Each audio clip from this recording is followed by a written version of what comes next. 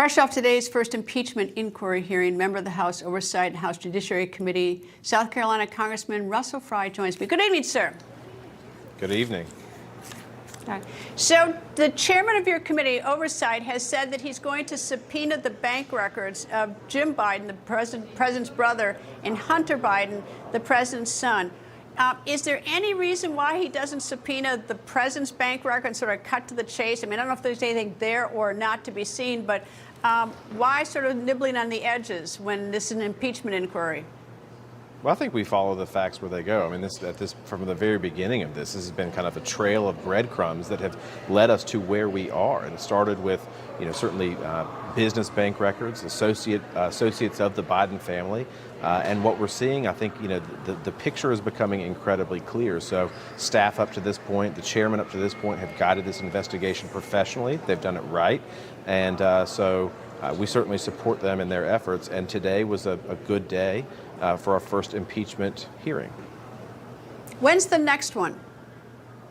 I actually don't know the answer to that, but what I do know is what came out of that today was setting the stage for, one, what the mechanics of impeachment look like. We're doing it the right way, unlike they've have been previously done. And two, what's the state of play with the evidence as it currently stands? Of course, yesterday they just dropped 700 pages from the House Ways and Means Committee of really bombshell information. We're still going through it, but it continues to kind of highlight the problems with this president, with the family, connecting Hunter Biden and his business associates, his business transactions with his father. And you saw that on full display at today's hearing. Where those 700 documents, where they've been, who had them and who gave them to Ways and Means, if you know?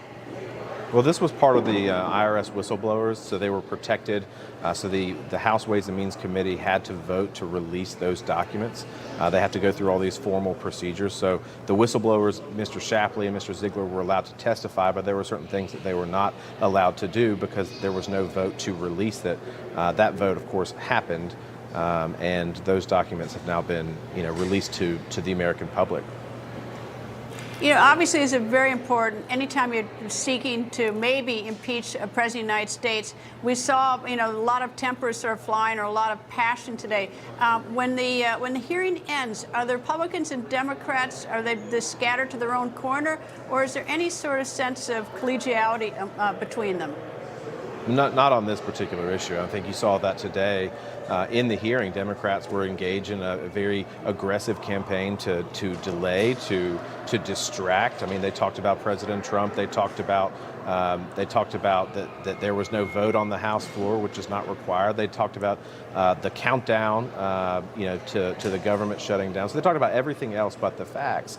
And I kind of equated it in my testimony that this, that they're trying to throw up these affirmative defenses as a distraction, as if it means anything. But we're examining the evidence. What we laid out today was what we currently have, what we know we have, and the impeachment mechanisms themselves, how this works in our constitutional republic.